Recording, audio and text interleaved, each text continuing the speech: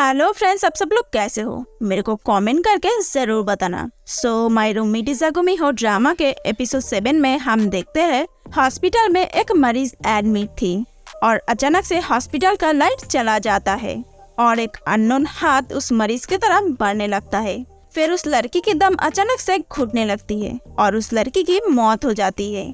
अगले दिन सुबह हम देखते हैं कि शीनू बहुत परेशान दिख रहा था और तभी डैम शीनू के पास आकर कहती है, तुम इतने जल्दी क्यों उठ गए? फिर शीनू परेशान होकर डैम को देखते हुए अपने मन में कहता है, आज ही मुझे उसे जाने देना चाहिए।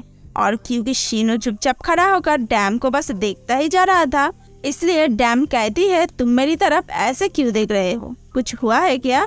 फिर शीनू कहता है, क्या तुम आज शाम को फ्री हो? तो फिर हम दोनों कॉफी पीने जाएंगे।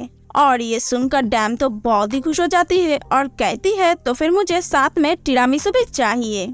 इसके बाद डैम कॉलेज जाती है। क्लास में जैंगसियो को प्रोफेसर के साथ बात करते हुए देखकर सॉक्योंग बहुत गुस्सा हो जाती है। जे जिन डैम को एक अच्छे कॉफी शॉप के बारे में बताता है। फिर डैम शीनू को उस कॉफी शॉप के फोटो भेज देती है और कहती है, मैंने लोकेशन भेज दिया है। तो फिर क्लास खत्म होने के बाद मिलते हैं 8 बजे और हम देखते हैं एक कैट शीनू के ऊपर नजर रख रहा था। इसके बाद शीनू रेडी होकर कॉफी शॉप पर जाने के लिए निकल ही रहा था, बट तभी वो टीवी पर मर्डर के न्यूज देखता है और फिर शीनू को एक फोन आता है। इसके बाद हम देखते हैं एक पुलिस ऑफिसर बिना कुछ कहे मर्डर केस के रिपोर्ट लेकर पुलिस स्टेशन से बाहर आता है और हमें पता चलता है कि वो ऑफिसर और कोई नहीं, शीनू था। फिर शीनू जब रिपोर्ट देता है तो उसे पता चलता है जितने भी मर्डर हुए हैं वो सारे लड़कियां कभी न कभी शीनू से मिली थी और उसके साथ रिलेशनशिप में आना चाहती थी, बट शीनू को उन सब में कोई इंटरेस्ट नहीं था। और ये सब बातें शीनू हायसुन को बताता है। हायसुन भी ये बातें सुनकर बहुत चौंक जाती है और फिर वो कहती है, मैं तुम्हें एक बात बता सकती हूँ, अगर वो अटैकर तुम्हारे आसपास के लड़कियों को टारगेट कर रहे हैं तो फिर सोचो उसका अगला टारगेट कौन है। और ये बातें सुनकर शीनू समझ जाता है कि उसका अगला टारगेट शायद डैम है और ये सोचकर शीनू बहुत डर जाता है। और इधर हम देखते हैं कि डैम कॉफी शॉप पर शीनू के लिए वेट कर रही थी।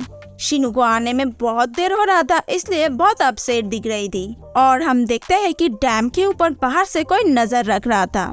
फिर शीनू घबराते हुए जल्दी से डैम के पास आता है और डैम को ठीक देखकर थोड़ा सा रिलीफ फील करता है। शीनू को परेशान देखकर डैम पूछती है, क्या हुआ? फिर शीनू डैम के शोल्डर पर हाथ रख के कहता है, मुझे लगता है कि मुझसे एक और गलती हो सकता है और मुझे इस पल का रिग्रेट भी हो सकता है, तो तुम हमेशा मेरे साथ में रहो। लेकिन डैम को शीनू की बातें समझ में नहीं आती है। इसके बाद वो दोनों कार से घर जा रहे थे।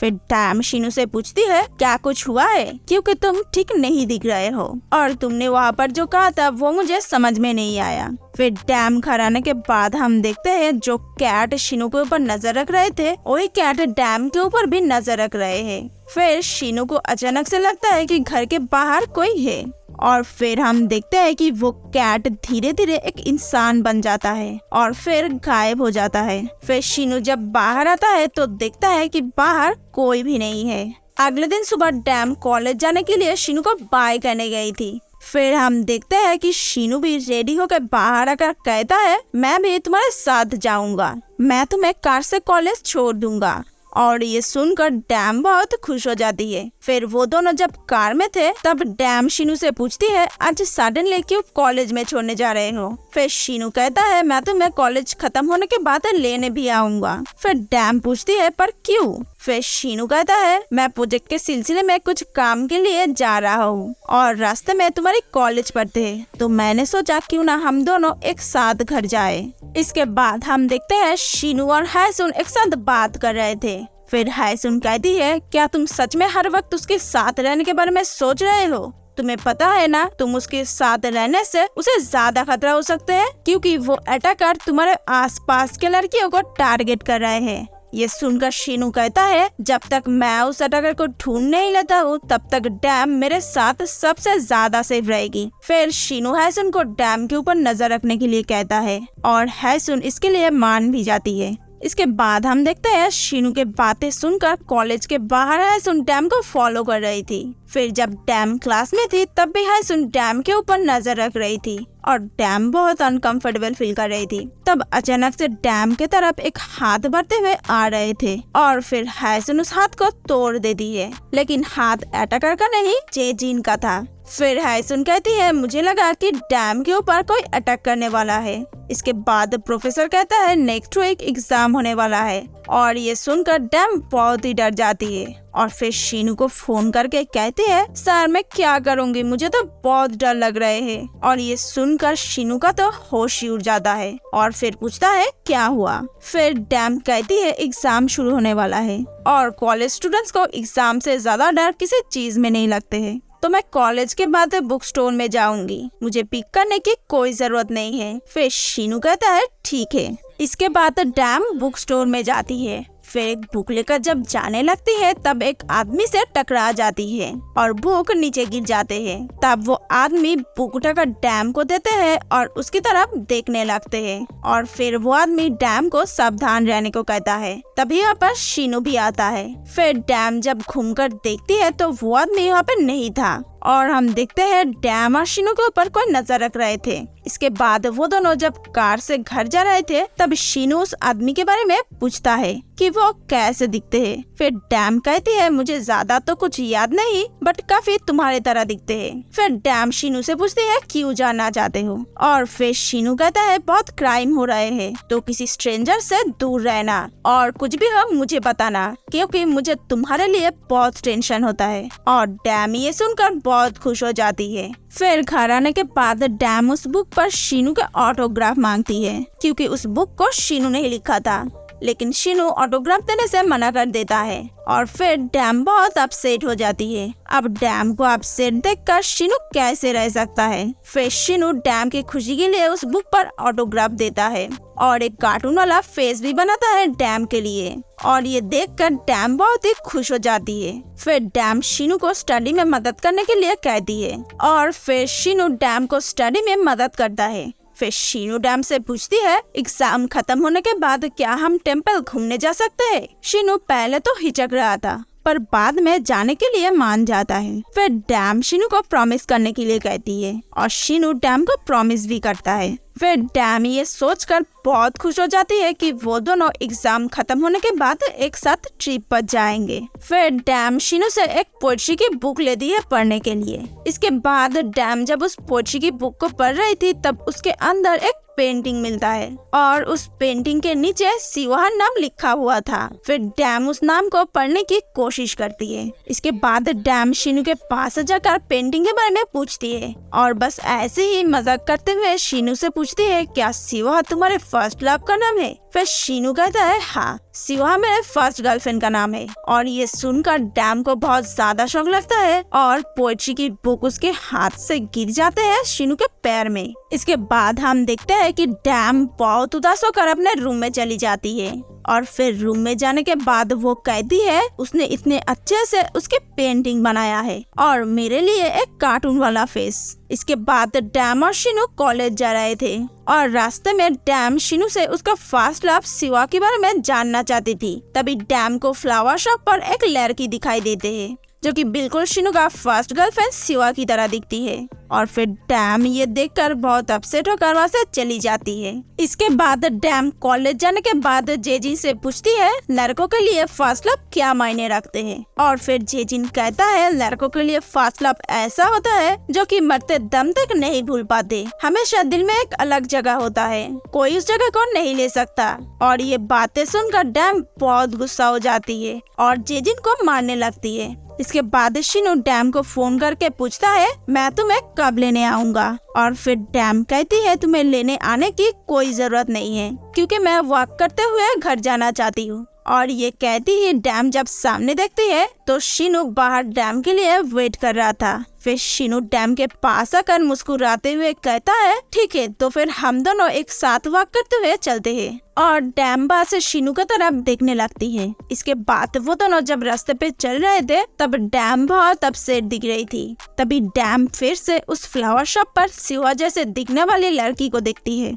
फिर डैम बहुत डर जाती है कहीं शीनू उसको छोड़ के उस लड़की के पास ना चला जाए और शीनू कहीं उस लड़की को देख ना ले, इसलिए डैम शीनू का हाथ पकड़ के ले जाती है। फिर वो दोनों एक रेस्टोरेंट पर जाते हैं क्योंकि डैम बहुत अपसेट दिख रही थी, इससे शीनू डैम से पूछता है तुम्हें क्या हुआ है, तुम ठीक नहीं दिख रही हो। फिर डैम शीनू से कहती है जेजिन ने कहा है सारे लड़कों के दिल में एक अलग जगह होता है फर्स्ट लव के लिए, तुम कैसा फील करते हो। फिर शीनू कहता है जैसा मैं अभी फील कर रहा हूँ। इसके बाद हम देखते हैं डैम बहुत उदास होकर क्लास में जा रही थी और रास्ते में उसको शियोनो मिल जाते हैं। फिर शियोनो डैम से कहता है मैंने स्मोकिंग छोड़ दिया है क्योंकि तुमने कहा था तुम्हें स्मोकिंग पसंद नहीं है। तभी यहाँ पे हायसुन आकर डैम को लंच के लिए पूछती है और फिर हायसुन शियोनो से कहती है तुम्हें स्मोकिंग नहीं डैम को छोड़ देना चाहिए और फिर हायसुन डैम की हाथ पकड़ के वहाँ से जाने लगती है। फिर वो दोनों जब रेस्टोरेंट पर खाना खा रहे थे तब डैम हायसुन से पूछती है तुम क्यों मेरे आसपास घूम रही हो और मुझे क्यों खाना खिला रही हो। फिर हायसुन डैम से कहती है क्योंकि मुझे एक मॉन्क ने कहा था लोगों का ख्याल रखने के लिए। इसके बाद हम देखते हैं डैम के ऊपर कोई नजर रख रहे थे और ये वही आदमी था जो कि डैम से बुक स्टोर में टकराया था। वहाँ पर हायसुन भी थी और उस आदमी के साथ बातें कर रही थी। तभी यहाँ पर शीनू भी आता है और उन लोगों की बातों से हमें पता चलता है कि वो आदमी माउंट स्पिरिट है जो कि गुमियों का डेस्टिनी डिसाइड करते हैं और हमें ये समझ में आता है माउंट स्पिरिट अब तक डैम को प्रोटेक्ट करता आया है और वो कैट जो चलते चलते ह्यूमन बनकर गायब हो गया था वो माउंट स्पिरिट था। और फिर माउंट स्पिरिट कहता है मैं हमेशा तुम दोनों के आसपास रहता था तुम दोनों को प्रोटेक्ट करने के लिए। ये सुनकर शीनू पूछता है पर हमें किससे प्रोटेक्ट कर रहे हो। फिर माउंट स्पिरिट कहता है गुमियो 1000 इयर्स के बाद मेगू बन जाता है और मैं नहीं चाहता हूँ कि तुम भी इस क्रिएचर में बदल जाओ। अगर ऐसा हुआ तो तुम मेगू बनने से पहले ही मैं तुम्हें खत्म कर दूंगा। वो लड़की तुम्हारे पास एक लास्ट होप है ह्यूमन बनने के लिए। मेगू 1000 इयर्स में ह्यूमन नहीं बन पाया इसलिए वो एविल स्पिरिट में बदल गया और अब वो एविल स्पिरिट तुम्हारे मार्बल के पीछे पड़ा है क्योंकि उस मार्बल को लेकर उसके ह्यूमन बनने के चाहत को पूरा करेगा। और मैं यहाँ पर ये कहने आया था अब मैं तुम दोनों को और प्रोटेक्ट नहीं करूँगा। और ये कहते ही माउंट स्पिरिट वहाँ से गायब हो जाता है और हम देखते हैं माउंट स्पिरिट गायब होने के बाद शीनू बहुत परेशान दिख रहा था। इसके बाद क्लास खत्म होने के बाद डैम उस फ्लावर शॉप के पास से गुजर रही थी और फिर वो शिवा जैसे दिखने वाली लड़की की तरफ देख रही थी। फिर वो लड़की भी डैम को अजीब तरह से देखने लगती है। तभी यहाँ पर शीनू आता है और वो आकर डैम से पूछता है तुम ठीक तो हो ना, तुमने मुझे कॉल क्यों नहीं किया, मैंने कहा था मैं तुम्हें लेने आऊंगा। फिर डैम कहती है सडनली क्लास कैंसिल हो गया। इसके बाद शीनू उस लड़की को देखने लगता है और फिर डैम बहुत डर जाती है इसलिए वो शीनू का हाथ पकड़कर घर जाने के लिए कहती है। फिर शीनू डैम से कहता है तुम पहले जाओ मैं बाद में आता हूँ और ये कहकर शीनू डैम के हाथ छुड़ा लेता है। फिर डैम ये बातें सुनकर बहुत ही ज्यादा अपसेट हो जाती है और वह से बहुत ही उदास होकर जाने लगती है।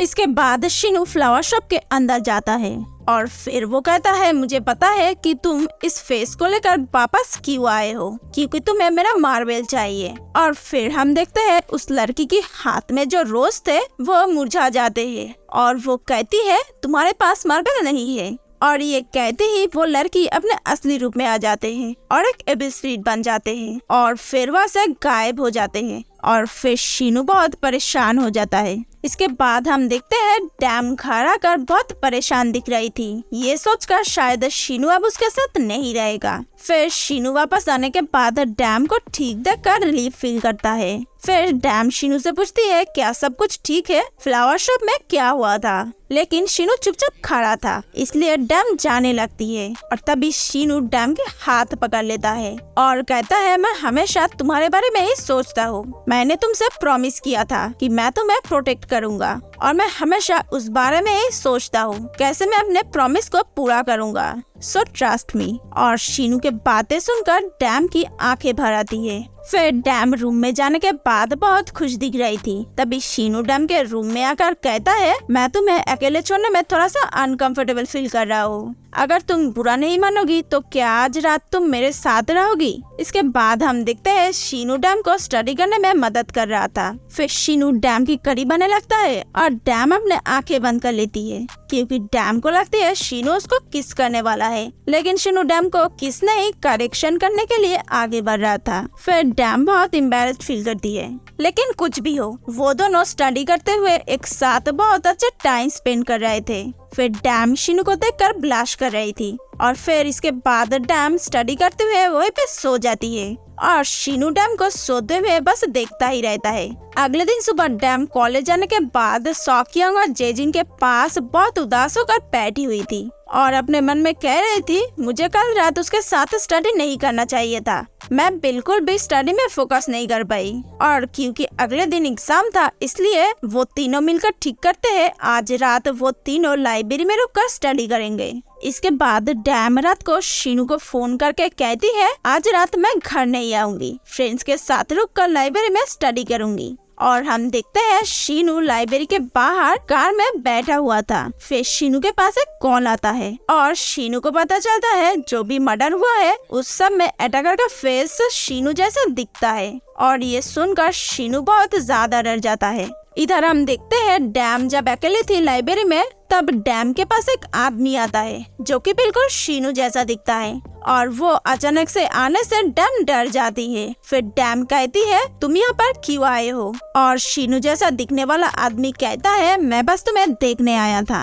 और फिर वो आदमी डैम की तरफ अजीब तरह से देख रहा था और डैम के पेट में जब मार्बल देखता है तो अजीब तरह से हंसकर कहता है, तो तुम यहाँ पर हो। इसके बाद वो आदमी डैम के गाल पर हाथ रखने ही वाला था बट तभी एक बुक गिर जाता है और डैम उस तरफ देखने के लिए घूम जाती है और तभी शीनू उस आदमी का गला पकड़ के वहाँ से ले जाता है। फिर डैम जब घूमकर देखती है तो शीनू वहाँ पर नहीं था। इसके बाद हम देखते हैं शीनू उसका गला पकड़ते ही मैगू अपने असली रूप में आ जाता है। फिर शीनू और मैगू के बीच बहुत देर तक लड़ाई चलते है। मैगू के साथ लड़ाई करते हुए शीनू को बहुत ज्यादा चोट लगता है। फिर शीनू मैगू का गला पकड़ के दीवार पर टंगा देते हैं और फिर मैगू काली धूल बनकर गायब हो जाता है। तभी यहाँ पर माउंट स्पिरिट आकर कहता है, मैं यहाँ पर बस तुम्हें ये बताने आया हूँ कि तुम्हारे साथ भी ऐसा ही हो सकता है। तुम्हारे पास वो लड़की ही आखिरी उम्मीद है ह्यूमन बनने के लिए। मैं सच में नहीं चाहता हूँ कि तुम्हारा एंड इस तरह से हो।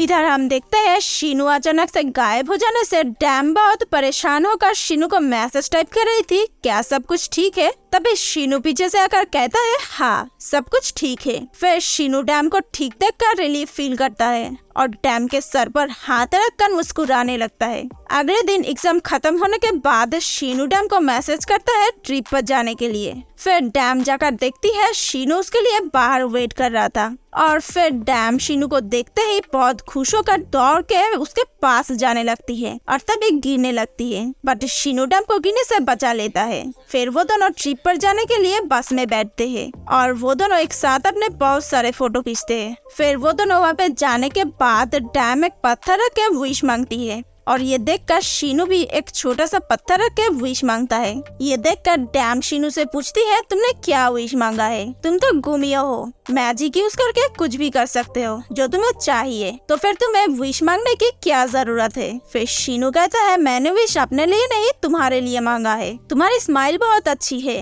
और मैं चाहता हूँ तुम हमेशा ऐसे ही स्माइल करती रहो और हमेशा हेल्दी रहो। और फिर डैम शीनू की बातें सुनकर बहुत ब्लश करने लगती है। फिर पूरा दिन घूमते घूमते रात हो गए थे और फिर डैम शीनू से कहती है, मैंने विश मांगी है हम नेक्स्ट ईयर एक साथ फिर से यहाँ पर आ सके, पर ऐसे नहीं। मैं चाहती हूँ तुम यहाँ पर मेरे साथ फिर से आओ ह्यूमन बन के। इसके बाद शीनू डैम से कहता है, मैंने तुमसे कहा था हमेशा से मेरा कोई फैमिली नहीं थे। मैंने कभी भी किसी को इतने स्पेशल तरीके से नहीं देखा। मैं हमेशा से अकेला रहता था। और फिर वो अपने मन में कहता है, बट मैं जब से तुमसे मिला हूँ तब से तुम मेरे लिए बहुत स्पेशल बन गए हो। और फिर शीनू डैम के साथ बिताए हुए हर एक पल याद कर रहा था। लेकिन शीनू डैम से कहता है, मैंने हमेशा से तुमसे झूठ कहा था। मुझे शुरू से पता था मार्बल को कैसे बाहर निकालना है, पर फिर भी मैंने तुमसे झूठ कहा था क्योंकि मुझे ह्यूमन बनने के लिए तुम्हारी एनर्जी चाहिए था। जब तुम कल नींद से उठोगी तो तुम्हें कुछ भी याद नहीं रहेगा। सब कुछ खत्म हो जाएगा। फिर शीनू डैम के गाल पर हाथ रख के कहता है इसे एक बुरा सपना समझ के भूल जाओ और आज से हमारे कॉन्ट्रैक्ट ही खत्म होते हैं। लेकिन शीनू ये सब कहते हुए बहुत सैड दिख रहा था और डैम पर शीनू को आंसू भरे आंखों से देख रही थी। फिर शीनू जब मार्बल वापस ले रहा था तब डैम अपने आंखें बंद कर लेती है और उसकी आंखों से बस पानी गिर रहा था और ये पे एपिसोड 7 खत्म हो जाते हैं।